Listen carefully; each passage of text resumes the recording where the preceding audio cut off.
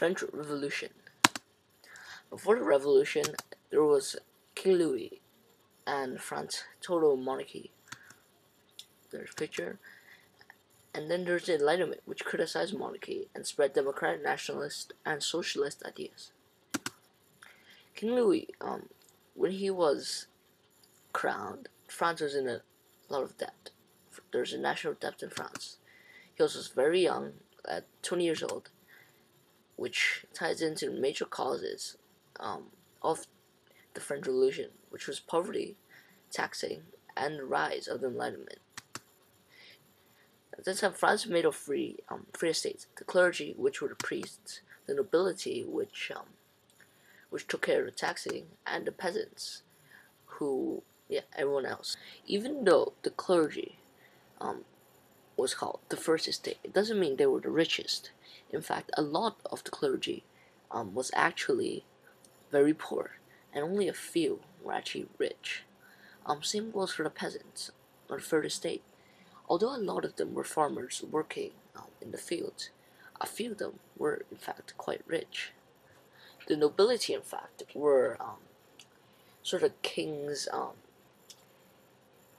eyes and ears, and they took care of like I said, the taxing, and also the military, and however they had a lot of privileges over the peasants and even the clergy. Taxing before the revolution, the nobility took care of taxing, and they taxed the third estate and the clergy really heavily. King Louis actually tried to stop this from happening, but failed. Storming the Bastille. It happened on the 14th of July, 1789. It was one of the major events of the French Revolution.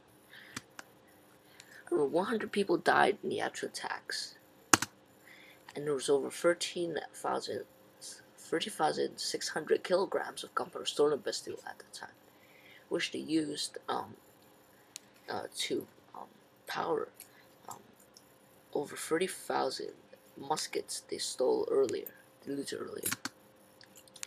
The National Assembly. They were the group of people who kick-started the revolution. They were eventually under the control of Maximilien Robespierre, who led them into the Reign of Terror. They more or less disbanded after the Reign of Terror ended. Storming the Tuileries. Happened on August the 10th, 1792. Parisian men and women attacked the king's palace, and the royal family were forced out of their home. The king was under house arrest and lived in comfort, but he was not allowed to do any of his normal political work. The trial and death of King Louis.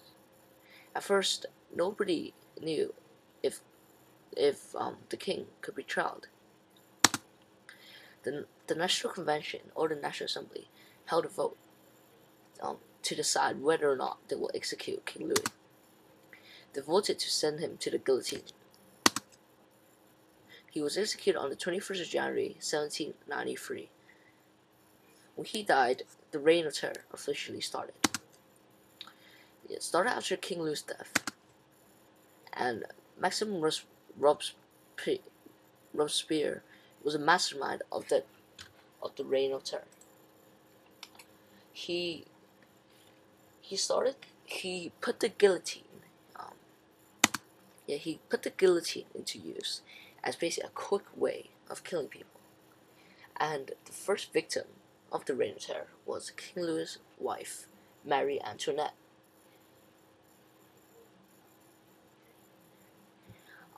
It's estimated that a total of 30,000 people across France lost their lives in the Reign of Terror.